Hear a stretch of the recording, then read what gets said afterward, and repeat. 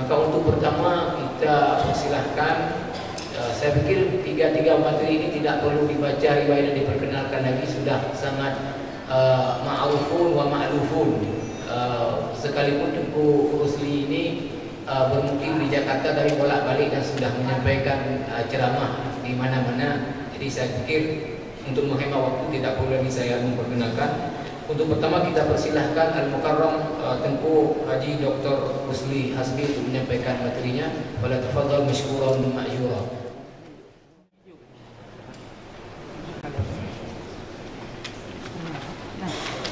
Assalamualaikum warahmatullahi wabarakatuh. Alhamdulillah rabbil alamin.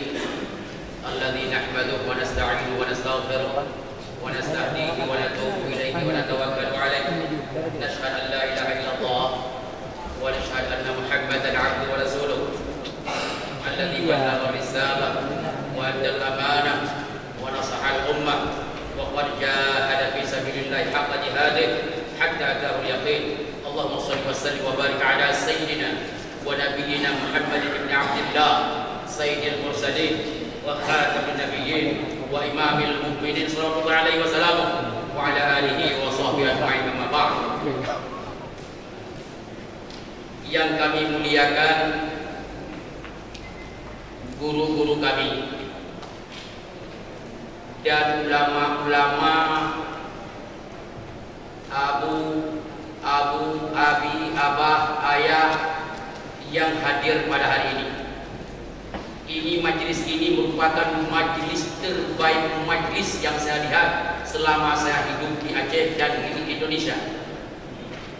Semulia-mulia majelis, dan saya yakin semua yang hadir adalah hatinya bersatu untuk mewujudkan amanah ilmiah untuk kita kedepankan kepada umat.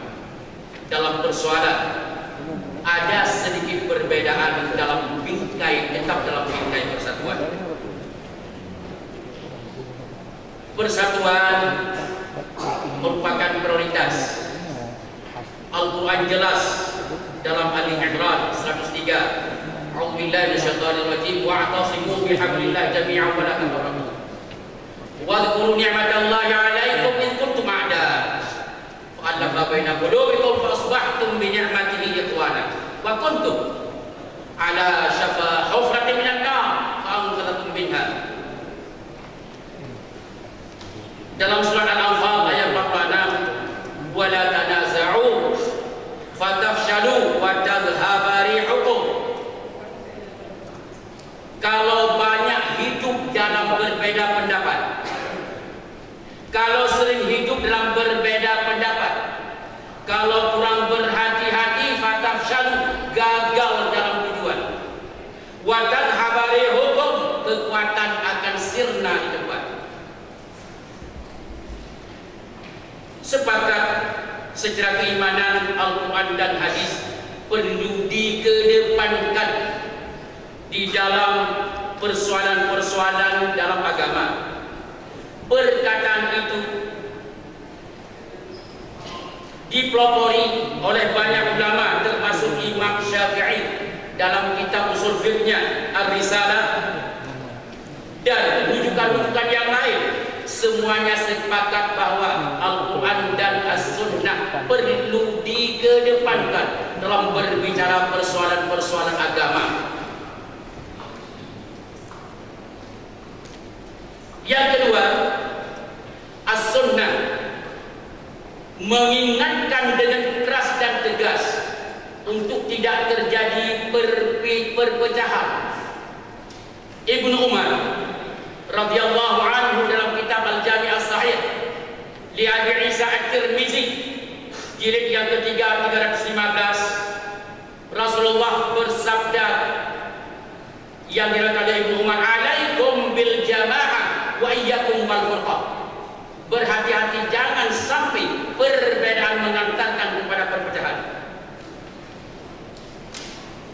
Kita dengar dan kita paham di saat Rasulullah menghembuskan nafasnya yang terakhir. Ini terjadi dan ada dalam kitab Sahih Bukhari dan dalam kitab hadis 90% kitab hadis menyebutkan cerita ini. Semua kita sudah membaca. Di saat Rasulullah telah menghembuskan nafas yang terakhir di Bani Saqifah, di pojok masjid Madinah sebelah barat, terjadi perkumpulan golongan-golongan Ansar membuat pertemuan untuk membuat khalifah pengganti Rasulullah tanpa dilibatkan orang-orang Muhajirin. Rasulullah masih di atas ranjang, di atas dalam rumah duka. Umar mengajak Abu Bakar, Umar mengajak Abu Ubaidah bin Jarrah, hayya bina ila majtama'a alaihi ashabu Rasulullah min Ansar. Ayo kita ke sana. Ada persoalan. Kalau tidak cepat Abu Bakar bergerak, kalau tidak cepat Sayyidina Umar bergerak dan Abu Ubaidah bin Jarrah bergerak ke Bani Saqifah, sibuk dengan mengurus jenazah Rasulullah, apa yang akan terjadi? Saudara, bapak-bapak, abu-abu yang kami muliakan, kalau para pemirsa sahabat membiarkan kondisi yang ada pada saat itu, apalagi detik-detik pasca meninggal dan wafatnya Rasulullah, maka api perpecahan dan akan membakar semua yang pernah dibangun oleh Rasulullah SAW. Mendedak. Dalam bahasa internasional, pengpor yang rayau, saling membunuh. Kenapa? Persatuan prioritas. Jenazah Rasulullah ditinggalkan, bukan tidak diurus, tapi persatuan di atas segala-galanya. Alhamdulillah, akhirnya api perpecahan antara kaum Ansar dan kaum Muhajirin yang sudah diambang pintu dan mengerikan segera bisa dipadamkan oleh kebijakan yang tepat dengan menggunakan fikih prioritas oleh para sahabat-sahabat, para kibar sahabat, minhum Abu Bakar wa Umar wa Abu Ubaidah bin Jarrah wa ghairuhum. Abu-abu burai-burai tuan yang tuan hormati, kadang-kadang lumpasau bahasa asli bahasa Arab. Sebab perpecahan dalam Al-Quran semua kita sepakat. Dalam surat Ar-Rum ayat 31, 32, wa la takunu minal musyrikin minal ladzina farraqu dinahum wa kanu syi'a kullu hizbin bima ladaihim farihun.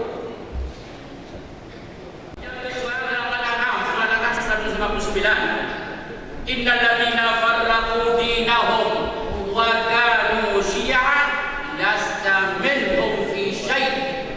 Ini jelas dan tegas bahasa Allah Subhanahu wa taala. Hancurnya umat terdahulu bukan karena kekurangan ilmu abu-abu burai-burai yang dimuliakan oleh Allah dan insyaallah jadi qudwatul hasanah di ummah Islamiyah di Aceh.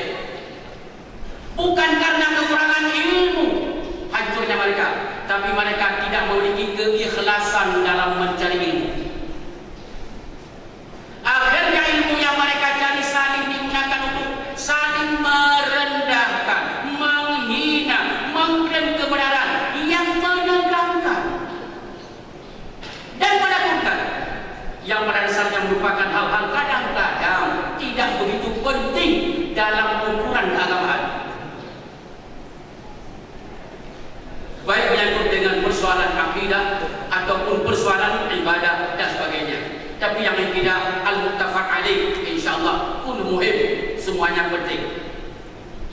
Persoalan akidah Ahlussunnah wal Jamaah supaya bisa dilihat di situ, ya. Terus lagi naik, terus, ayo. Ya, nomor 3, terus, ya. Naik. Oh, kan itu itu.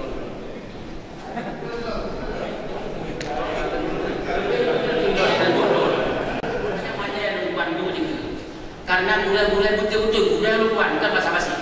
Dikir lukuannya adalah orang nomor 1 di Aceh dalam segi ilmuwan. Kita semua sepakat bahwa mazhab Ahlussunnah wal Jamaah adalah merupakan mazhab yang harus kita lestarikan dan kita terapkan dalam menata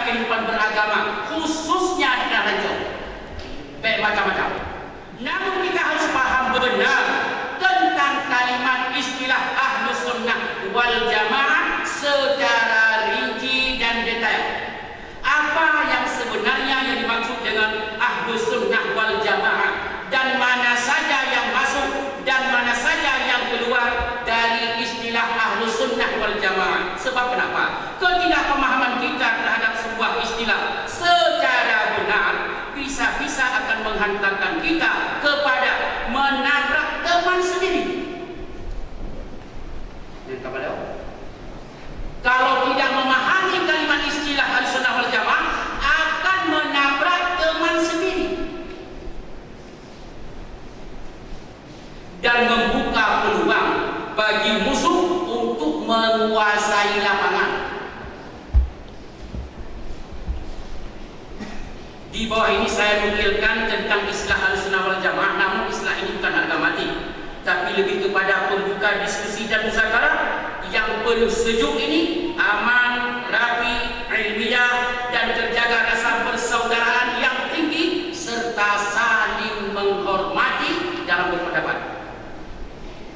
Saya baca pakai bahasa Arab dan tidak ada terjemah karena di depan saya abu-abu beda kitab kuning kita baca, semua kita pakai sepakat, tidak perlu terjemah. Kalaupun saya terjemah saya berdosa. Al-murad bi al-sunnah wal jamaah sunnah fi al-mubadarah bi at-tariqah was-sirah wa fi isnadil ulama ma kana alaihi Rasulullah wa ashabuhu ilman wa i'tiqadan wa qawlan wa amalan wa tutlaqu sunnah ala sunnah ibadah wa i'tiqadan kama tutlaqu ala ma yuqabilul bid'ah al-jamaah fil arabiyyah ma'khudhatun min al-ijtima' wa dhiddu at-tafarruq wal jamaah huwa al-qawm alladhi jama'a ala amrin ma wal jamaah fi isnadil ulama hum salafus salih salaful ummah min sahabat wa tabi'in wa man tabi'ahum bi ihsan ila yaumil qiyamah alladhina jama'a ala al-kitab was sunnah wa ala a'immatihim walladhina saru ala ma sara alaihi nabi sallallahu alaihi wasallam wa ashabuhu wa tabi'una lahum bi ihsan. Idzan khulasah kesimpulan, idzan fa ahlus sunnah wal jamaah humul ladzina mutahum al-mutamassikuna bi sunnati Rasulillah alladzina ijtama'u ala dzalika wa hum as-sahabah wat tabi'un wa a'immatul huda al-muttaba'una lahum wa man salaka sabilahu fil i'tiqad wal qawl wal amal ila yaumil qiyamah yaumiddin alladzina istaqamu ala al-itba' wa jahibul ibtida' fi al zaman wa hum baquna mansubuna ila yaumil qiyamah. Fa al-sunnah wal jamaah humul furqah an-najiyah allati abbaraha Rasulullah sallallahu alaihi wasallam fi haditsnya syarif. Terpisah-pisah jadi 73, satu itu Ahlus Sunnah wal Jamaah yang selamat.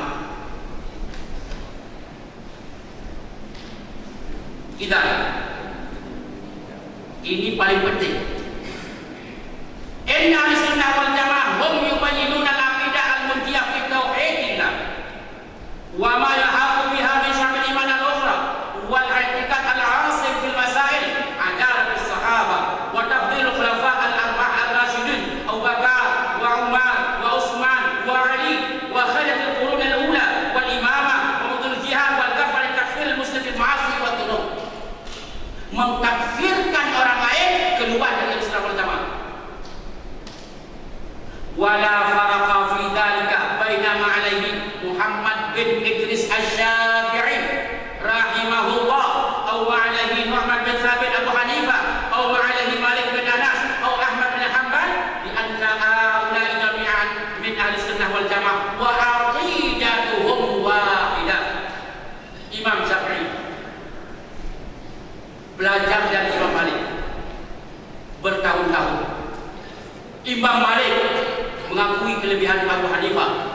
Imam Syafi'i belajar dan berdiskusi dan bahasa sekarang sharing dengan Muhammad Abu Hasan Asy-Syaibani. Dan Imam Syafi'i kalau bukan gara-gara Abu Hasan Asy-Syaibani mazhab Hanafi, Imam Syafi'i Muhammad bin Idris sudah dipotong lehernya gara-gara tertuduh Syiah di Yaman pada saat itu, pada zaman Khalifah Harun al-Rasyid.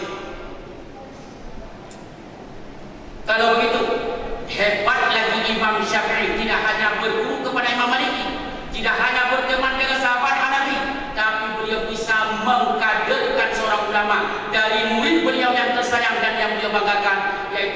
Ahmad bin Hanbal yang dikenal dengan Imam Hanbali, murid tersayang beliau. Kalau begitu maknanya apa? Keempat-empat ulama tersebut adalah Hanafi, Maliki, Syafi'i, Hanbali, tidak bisa dipisah-pisahkan dalam sejarah kemajuan ilmu fikih. Bahkan mereka saling memuji satu sama lain dan saling menghormati. Kata Syafi'i, qala Syafi'i an-nasu fil fiqhi iyadun ala Abi Hanifah. Qala Syafi'i laula syu'bah lima ulifal hadis bil Iraq. Qala Syafi'i al-ilmu yaduru ala thalatha, Imam Malik, Imam Al-Laysi, Imam Ibnu Uyainah. Qala Syafi'i ma ra'aitu ahadan min al-alami al-ilma fi Sufyan bin Uyainah wa ma ra'aitu aghfa fi al-futya minhu wa qala wa ma ra'aitu ahadan ahsana tafsiran lil hadis minhu. Syafi'i yaqul ma ra'aitu ahadan min an-nas bihi min al-ilmi min Sufyan bin Umayyah bin Uyainah wa ma ra'aitu ahadan akthar min minhu. Bagaimana Imam Syafi'i memuji ulama-ulama yang lain, tidak pernah beliau merendahkan siapa pun. Cari, tidak akan Anda dapat, tidak akan kita dapat, tidak akan kita dapat. Imam Syafi'i merendahkan ulama-ulama yang lain, baik semasa dengan beliau atau sebelum beliau. Saya coba cari, akhirnya malah memuji muridnya. Kata Imam Syafi'i, ma ra'aitu aqal min rajulaini, Ahmad bin Hanbal wa Sulaiman bin Daud al-Hashimi. Muridnya diangkat-angkat, dipuji-puji, bukan dicaci dan direndahkan. Makanya mazhab Syafi'i mazhab sangat kita banggakan. Kenapa? Imam Syafi'i tidak pernah merendahkan muridnya, tidak pernah merendahkan temannya, tidak pernah merendahkan gurunya, dan beliau salut dengan ilmu-ilmu orang lain. Tidak hanya itu, Imam Syafi'i juga dipuji oleh banyak ulama. Imam Maliki juga memuji Imam Hanafi, dan Ahmad bin Hanbal juga dipuji banyak ulama-ulama. Yang paling penting di ujung keikhlasan dan kejujuran ulama dalam berpendapat. Lihat kalimat. Kata Syafi'i, lau aliman nasu ma fil kalam min al-ahwa. Kalau ada ulama berbicara dengan hawa nafsu, bukan karena ilmu, karena kepentingan sesaat, ada politik, ada patung di balik kuda,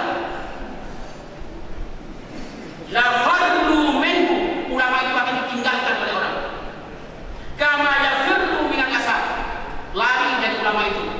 Ikhlasnya Imam Syafi'i, beliau yang berbicara itu, la aliman nasu ma fil kalam min al-ahwa la farru minhu kama yafirru minal asad.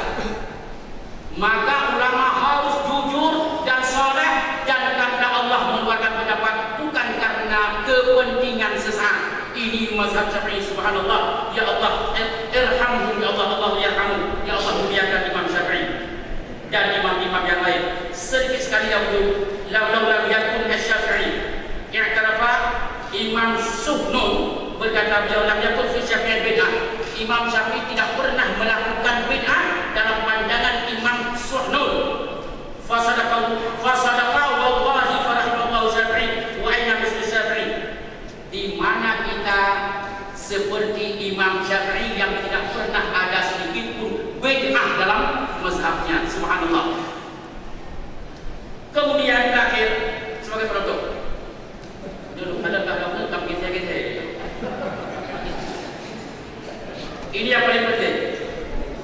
Ulama terkemuka dahulu saling menghargai, poin, saling menghormati satu sama lain, saling memuji dan saling merendah hati.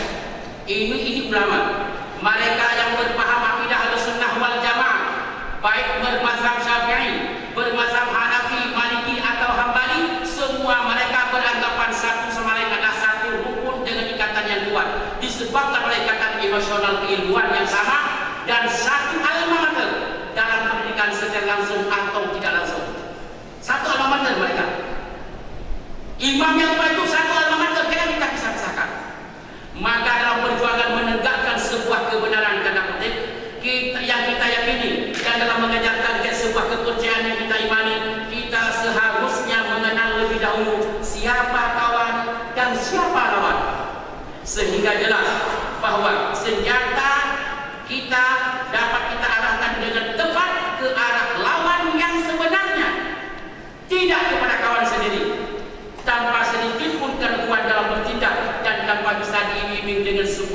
kepentingan sesaat, tidak bisa dinepek persoalan-persoalan yang ada di seluruh dunia. Bila hal ini dapat diwujudkan, maka biasanya perjuangan akan membuah hasil yang baik. Bila perjuangan ini tercampur aduk antara lawan dan kawan, maka sasaran pun akan bergeser dari tujuan dan akan banyak menelan korban berjatuhan tanpa ada yang berani bertanggung jawab, bahkan saling menyalahkan setelah saling membunuh. Akhirul kalam, kami ucapkan selamat bermuzakarah dalam bingkai persatuan dan dalam bingkai persahabatan, dan selamat sharing satu sama lain antara sesama ulama yang hadir hari ini dan yang tidak hadir dalam mencari solusi terbaik untuk masa depan umat. Keputusan yang dihasilkan nanti merupakan gambaran cara berfikir dan cerminan keilmuan ulama Aceh dalam berfatwa, dalam mengembangkan amanah Allah dan dalam mengamalkan agama sebagai solusi bagi kehidupan kaum muslimin. Hal itu barangkali akan menjadi patron bagi daerah-daerah yang lain, bagi provinsi-provinsi yang lain, atau memang sebaliknya. Wallahu ta'ala alam min wara'il qasd, wallahu al-musta'an. Wassalamualaikum warahmatullahi wabarakatuh.